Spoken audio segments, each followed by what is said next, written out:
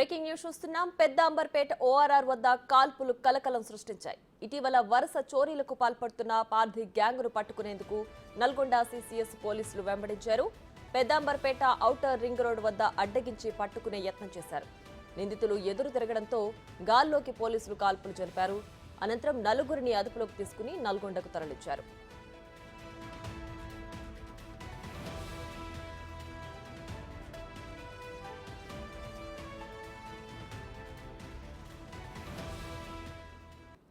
ఇక పార్థి గ్యాంగ్ ను పట్టుకునేందుకు పోలీసులు రంగంలోకి దిగారు. పెద్ద అంబర్పేట ఔటర్ రింగ్ రోడ్ వద్ద గాల్లోకి కాల్పులు జరిపి పార్థి గ్యాంగ్ ను పట్టుకున్నారు పోలీసులు. మొత్తానికి పార్థి గ్యాంగ్ పోలీసుల అరెస్ట్ కు గురయ్యారు. సో గత కొద్ది రోజులుగా పార్థి గ్యాంగ్ కోసం పోలీసులు వెంబడిస్తున్నారు. మొత్తానికి ఔటర్ రింగ్ రోడ్ వద్ద గాల్లోకి కాల్పులు జరిపి పార్థి గ్యాంగ్ ను పోలీసులు అరెస్ట్ చేశారు.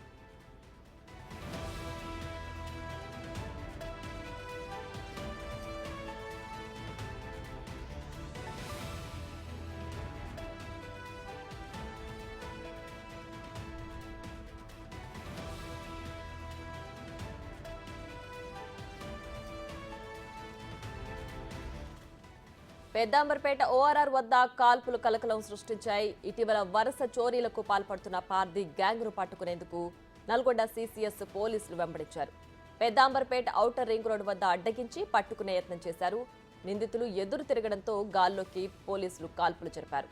అనంతరం నలుగురిని అదుపులోకి తీసుకుని నల్గొండకు తరలించారు.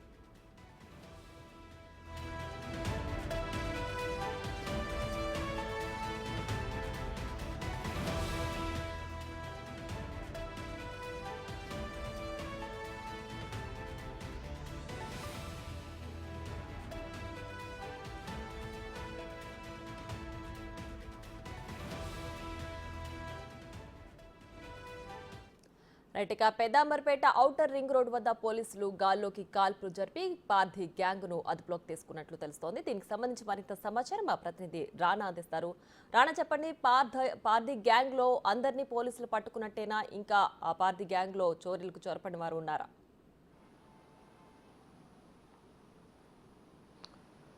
పార్థి గ్యాంగ్ సంబంధించినటువంటి ఇద్దరు వ్యక్తుల్ని ఇవాళ పోలీసులు ఛేదించి మరి వారిని పట్టించుకున్న పరిస్థితి కనపడుతుంది. దాంతోపాటు పెద్దంబరపేట ఓఆర్ఆర్ ఎక్కే చోట అక్కడ వాళ్ళు పోలీసులు చూసి తప్పించుకోవడానికి ప్రయత్నించారు.